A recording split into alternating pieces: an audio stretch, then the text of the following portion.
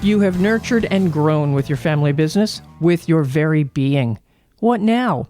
Should you simply sell, or do you want to grow? There are options. Is there a value-added partner who can help you take your baby to the next level? Kevin's guest, Gina Luna of Genesis Partners, has some insights.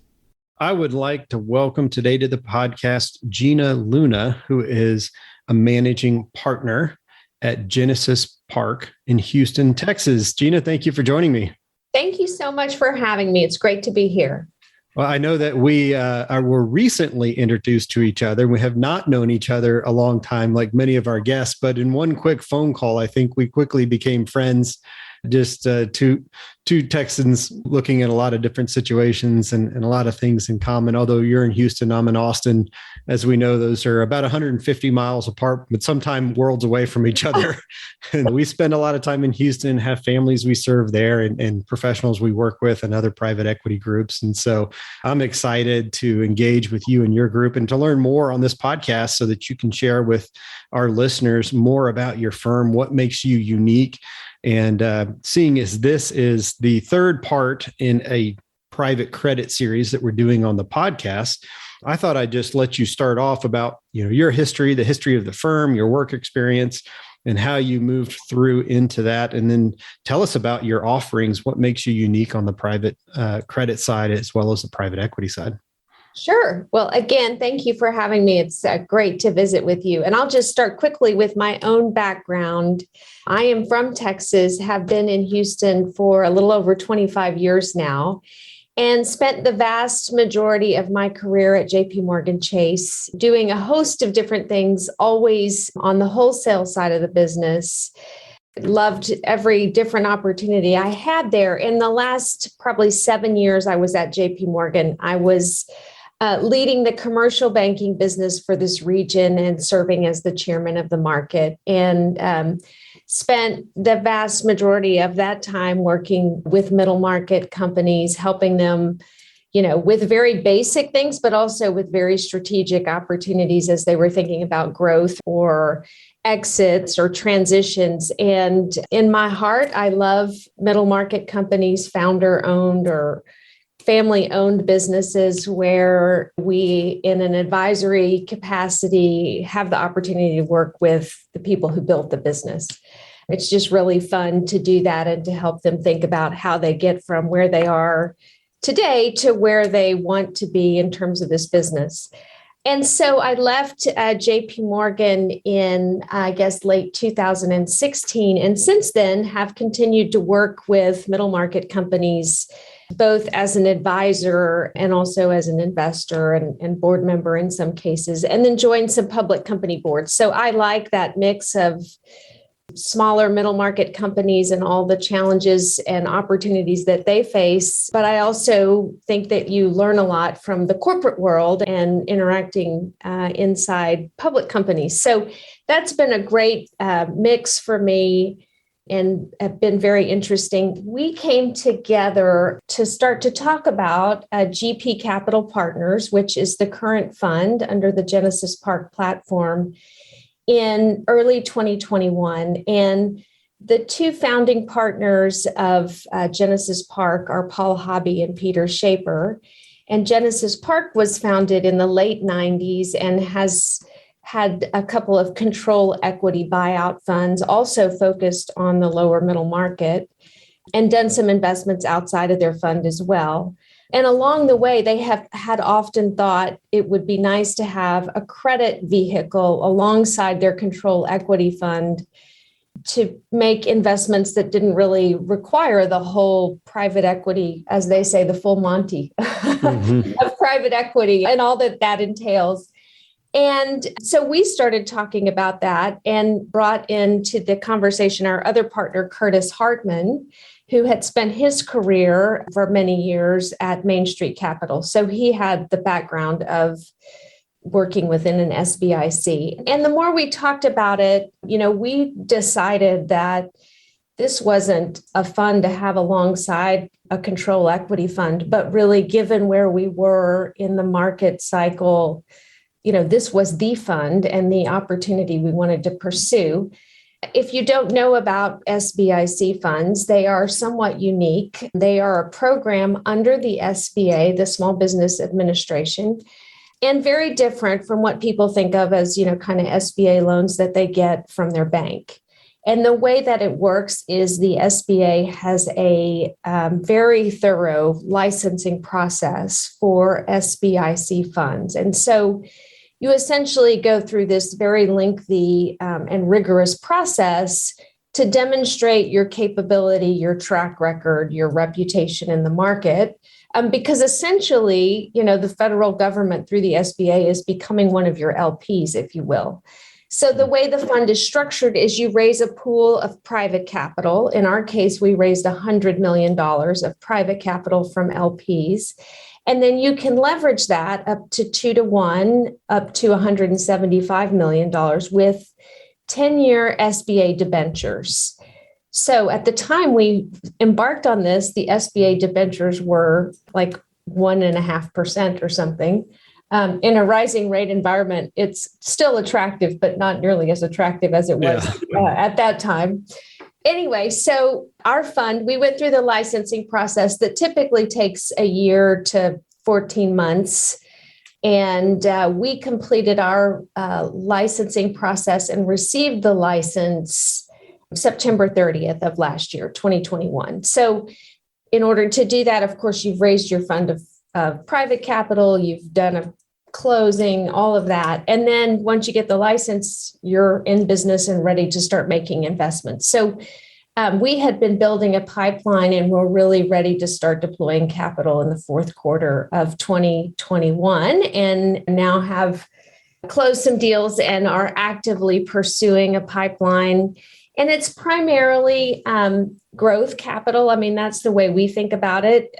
Our sweet spot is, as we define lower middle market companies, those with EBITDA between $2 and $10 million.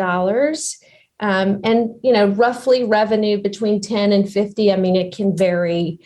And our investment size would typically be between $5 and $20 million in any company.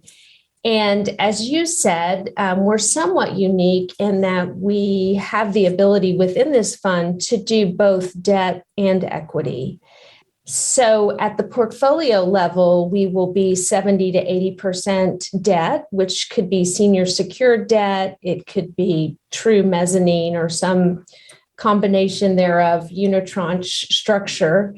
And then 20 to 30% is minority equity investments that we make alongside that debt. So one of the things that we talk about when we're pursuing portfolio companies is that we like to have that minority equity investment because it really aligns our interests. We're not just trying to collect our interest payment and ultimately our principal and go away, but we're really trying to help the company grow and achieve their objectives. And so the purpose of capital is often to facilitate an ownership transition from one generation to the next, from one partner to the next, or maybe a company's making acquisitions or embarking on a aggressive growth trajectory, and they just need that patient capital.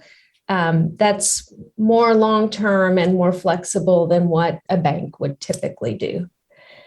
So I don't know if I answered all the questions you asked, but you may have just run through. We can shut the podcast down. We'll call it a day. Gina is so efficient with your time and resources. You nailed them all. The good news is out of that, I have a number of follow-up questions. Oh, good. One is family-owned businesses. That can be some of the most wonderful people that I've had the pleasure of working with generated their wealth from a family-owned business. But also when it comes to facilitating those transfers between generations within a family or even generations within a company, maybe the people are not related, that can be a very tricky issue. So how does you and your team at Genesis Park help facilitate that beyond just an investment of debt or equity into the firm?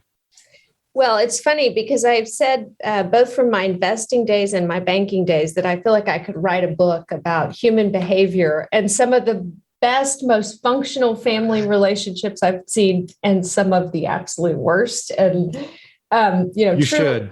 You should functional. absolutely do that. But there are some great models out there, as I'm sure you know, of families that have done an amazing job and are, in a fourth generation in some cases.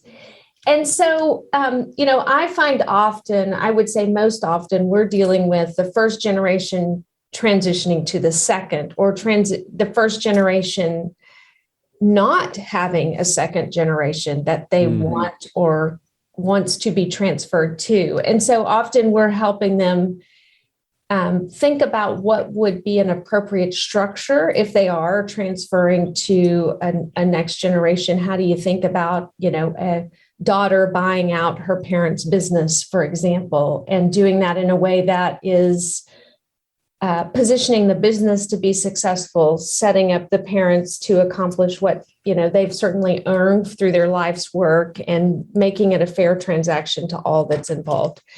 And I think the perspective we can bring to that really is, what is market, and how would this be done if you weren't all family members?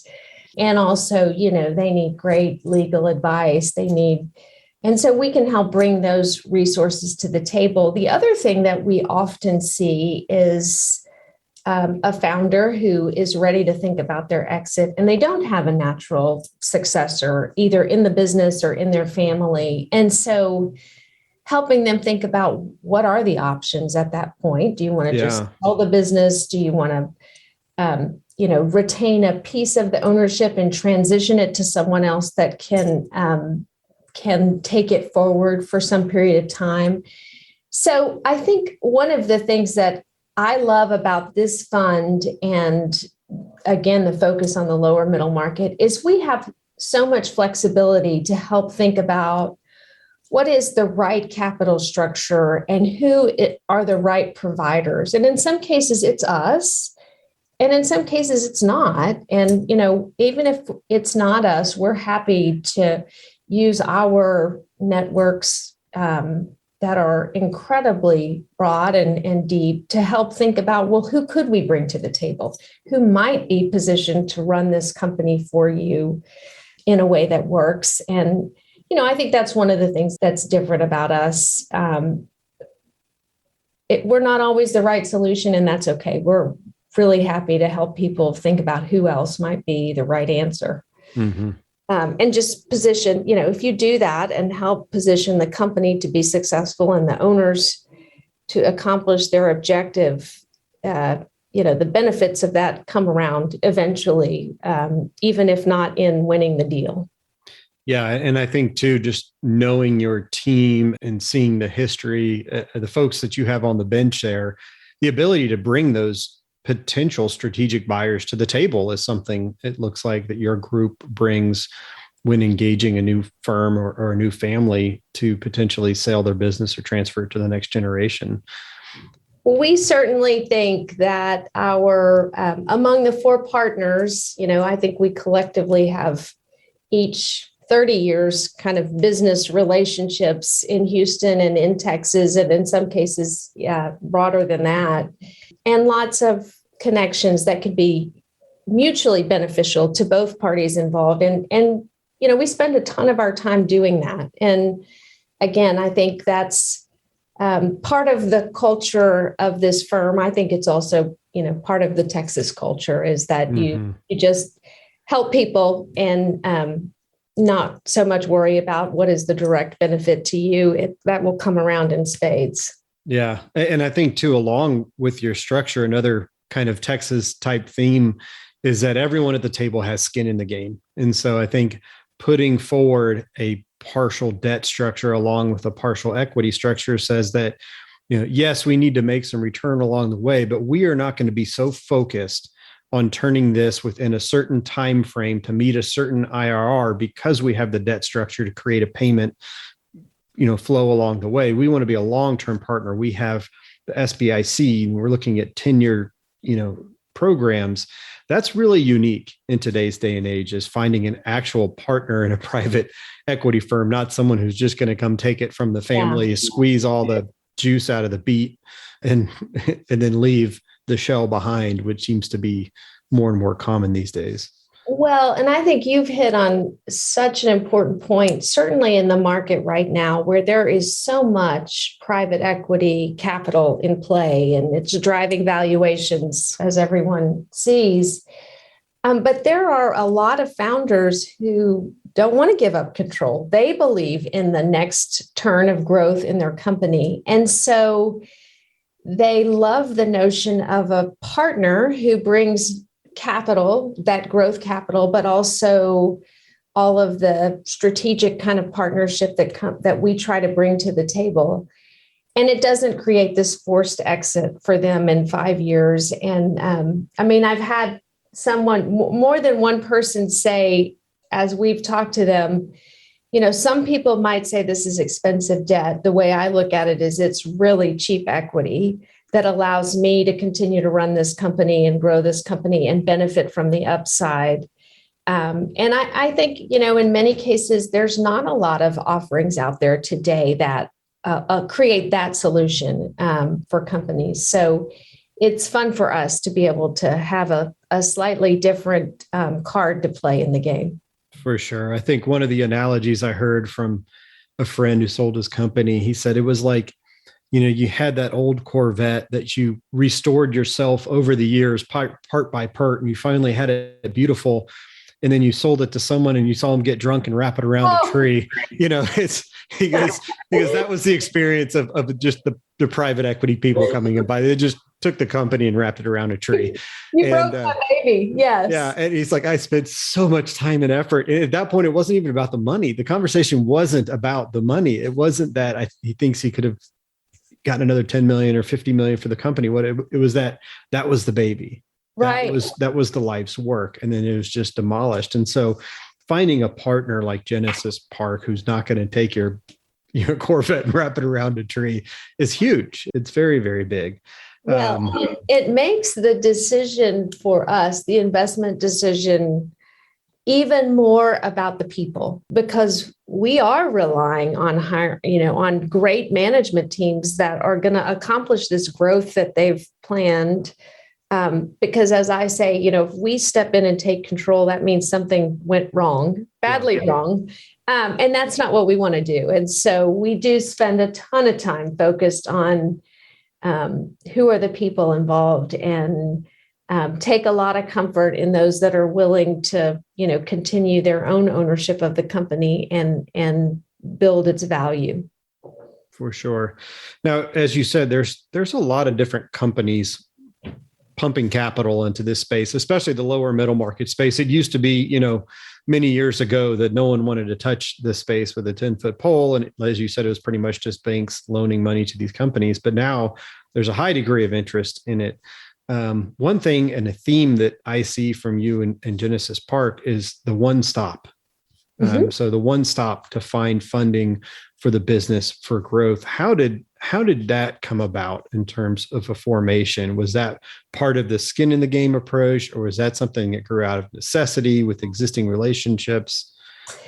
I think it's a couple of different things. Often for these companies of this size, it's just the practical solution. They need some debt to get some patient capital, as I often call it. But if you put all debt on it, you've over-levered the company, and we never want to over-lever a company. And so often you're looking at the opportunity and you say, gosh, there is certainly some room for leverage here, but there needs to be some equity alongside that. And where does that equity come from? And sometimes it's a little outside piece of equity. Sometimes it's our equity alongside it. But we also, so that's the perspective from the company. How are we creating the right solution to help this company grow in a prudent way that positions it to be successful? But we also think about it, obviously, from the perspective of our investors who love the notion of, I get this balance sheet, primarily up the balance sheet type risk because of the SBIC leverage model and the ability to take some equity upside on these deals, we can produce a private equity-like return. And so it's the, if you think about it from the investor's perspective, often that equity investment is the juice of the return that would otherwise, be kind of a single-digit debt return, maybe low double digits using the leverage. So it's it makes sense from a number of perspectives. And in certain cases, we look at a deal and we say, we absolutely want to be a part of this. We're not the entire solution. And again, in those cases, we have our LP group and our relationships who are very eager to invest alongside us if there's a bigger piece of equity that needs to be filled. For sure. Well, we were introduced by, we'll call him a friend of the firm, family office here in Texas. And you were talking about your investors. And in a previous podcast, one of my guests was talking about they really have two different types of investors. They have, forced investors, the more institutional people who have capital they need to put at play. And then they have the patient investors who are more, family centric, private wealth type money. What does your mix look like between institutional and private investors? It's really interesting. And it's about a third, what I'll call large, significant family offices. It is about a third high net worth individuals making investment decisions on their own behalf. And it's about a third commercial banks.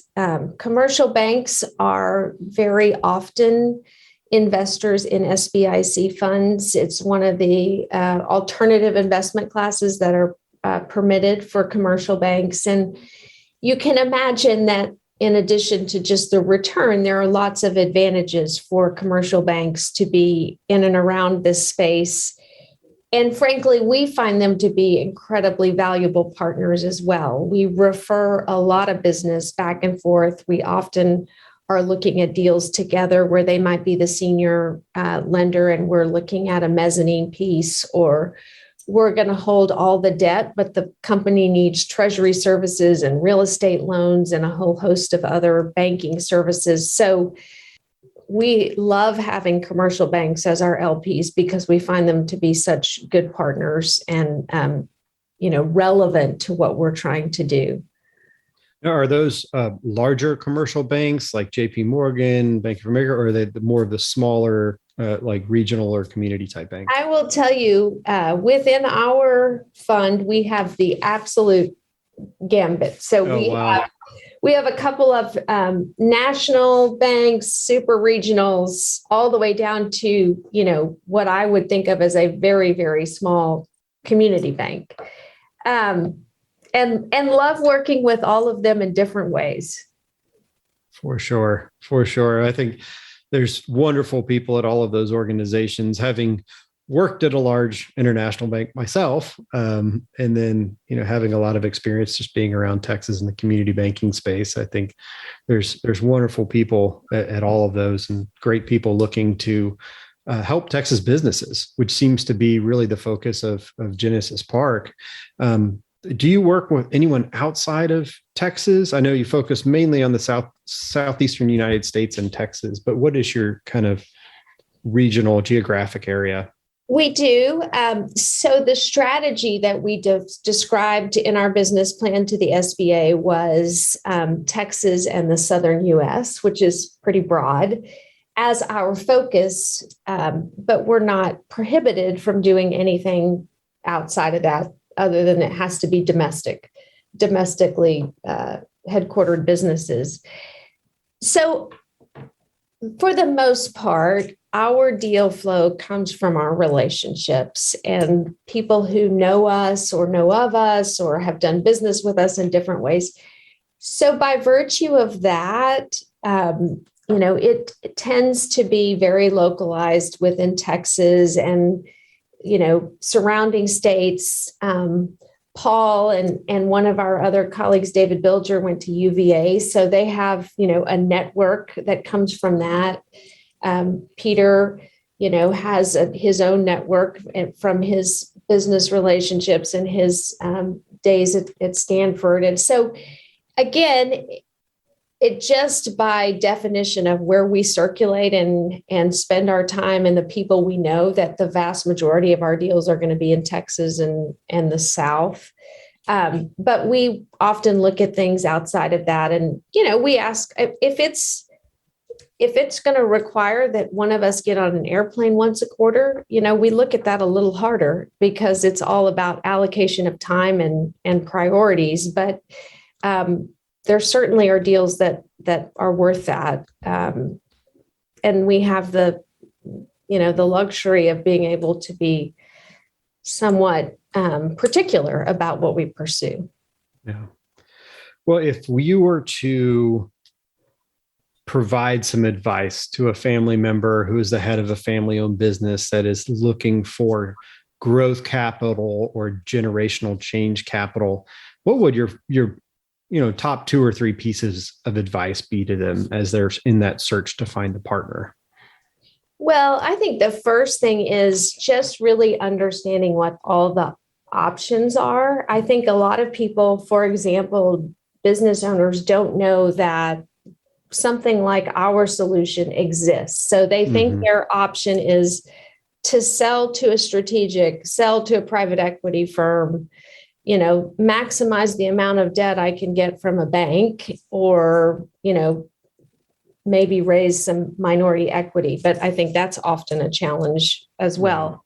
And so just understanding there are lots of different options. And then secondly, thinking about, who is going to be the value added partner that can help you accomplish your objectives, not just with their capital. There's lots of sources of money out there, but with structure, with good advice, with relationships, and to allow you the latitude to run your company as you have made it so successful, but maybe with a little extra help to take you to the next level. So, it's for so many business owners, this is a really important decision, and we completely appreciate that. And we think our decision to invest is a really important decision that we take very seriously and put a lot of time in. The tiny little details about what does the model tell us and what are the projections, but also, do we fundamentally match up with these people and their personalities and values and all of those things. Yeah, that's so critical when it comes to finding a partner that's going to be that closely tied to you, especially for 10 years, if you're looking at SBIC. Well, it's unique to have you on the podcast because a lot of times our guests want to come on when they're raising a fund. You're not raising a fund right now. You have capital that's deployed. You're doing your business. You're working with your companies. I'm sure there'll be more funds down the road. But speaking of not just the fundraise aspect of things, but what's next for Genesis Park, you and your partners? What should we anxiously be awaiting you guys doing next? Well, we are certainly first and foremost focused on making sure this fund is wildly successful and that we deliver a great result for our investors, but also for the portfolio companies that have chosen us. I mean, that is a big responsibility, and we take it very seriously and we take it to heart. I think beyond that, it's our expectation that we would, in a couple of years, do another SBIC fund. That would be a common thing to when the first one is about 70% deployed, you start fundraising for a second one. But, honestly, we don't spend a lot of time thinking about that right now. And at the time that it's time to raise a fund, we will assess just like we did, when it was time to raise this fund. Does this seem like the right capital vehicle, given the opportunities we see in the marketplace and what's available to deploy? So today, where I sit and I look back and say, so far, this seems like a great vehicle given the time and place we are. I hope we still have that same view in 10 years when we're to the end of this fund. I think we will. But that's, I think, one of the things that is very appealing to the four of us as partners is a lack of bureaucracy around decision making. I mean, it's four people, and then our team is about 6 or 8 other people. So this isn't a big giant firm where we have to go through a lot of process and cumbersome decision making. We're very collaborative. By the time something gets to investment committee, everybody has spent time with the team. They've deeply understood the business. And that's part of what makes it fun, is that we're all very close to the companies that we're talking to. That's great. That's great. Well, I know I have taken up 30 minutes of your time and maybe a bit more today. So thank you so much for carving out some time out of your afternoon. Our families that work with us will certainly know who you are and how to find you. But say there's someone listening to this podcast who doesn't work with us, how would they get in touch with you and learn more about Genesis Park? Sure. Well, I think there are lots of different ways. Easy to go to our website and get more information there. Our contact information is there. We are easily accessible by email, text, phone call, smoke signal, whatever works. We tried. I mean, that is one of the things that we try to be very responsive and accessible. And I always tell people that are either referring business to us or companies that we're having a conversation with, we will give you a relatively quick read on if we can be helpful or not. That doesn't mean we can say yes or no on day one, but if we're not a fit, we'll tell you right away, because we don't want to waste anybody's time. Everybody's busy, and people who need capital need to get to the right source as fast as they can. So we welcome those phone calls to talk about opportunities and can quickly differentiate whether we might be the right solution. Well, good. Well, Gina, once again, thank you for carving out time, spending it with us, sharing the Genesis Park model and the type of companies with whom you choose to work. I'm really excited to see the outcome of this fund.